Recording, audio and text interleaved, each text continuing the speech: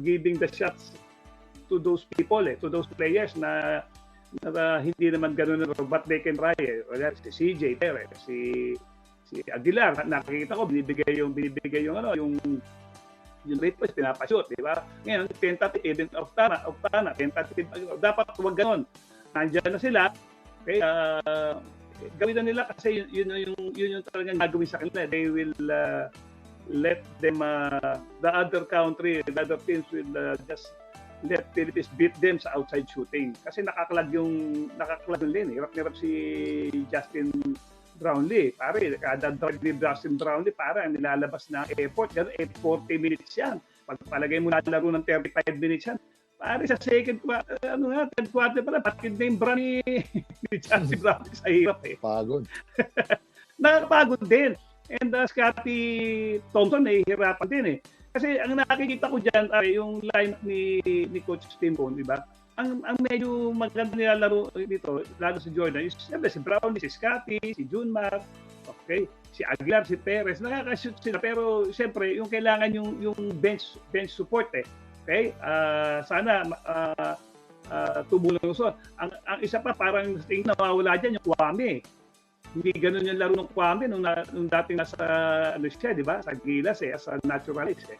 Okay, parang siya, nung nakaraan, hindi niya lang posisyon niya. So ano ibig sabihin nun? System, siguro, bago sa kanya yung system, di ba? Galing siya sa ibang system. So, yung period of adjustment, napaka-vital niyan.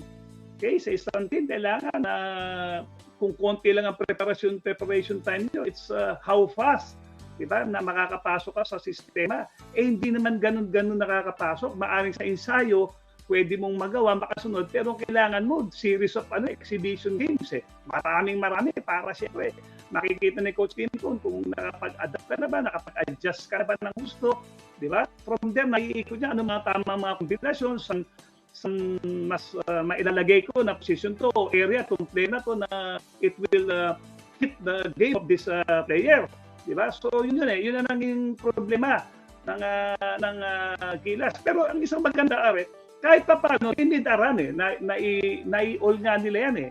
Okay? I think it was in the third quarter, Jordan was leading by a double digit. All of a sudden, nai-all nila. Kahit pa paano, nakikita mo na meron naman.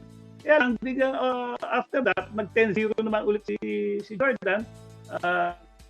Ganun talaga, basketball is a game of sports, biglang may 10-0 run, and from there, di na sila naka-recover. Pero nakikita mo na meron. Kaya lang, pare ang basketball, di ba, 40 minutes yan eh. Di ba? The game is not over till it's over.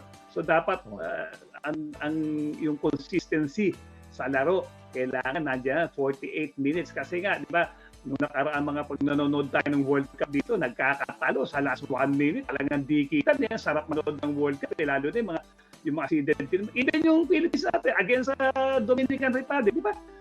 Gumabi pa si Jordan Clarkson noon, last 3 minutes. Pero kung hindi, siguro up to the last 30 seconds, baka dikit yan. It's anybody's ball game. So ganun talaga dapat ang natin.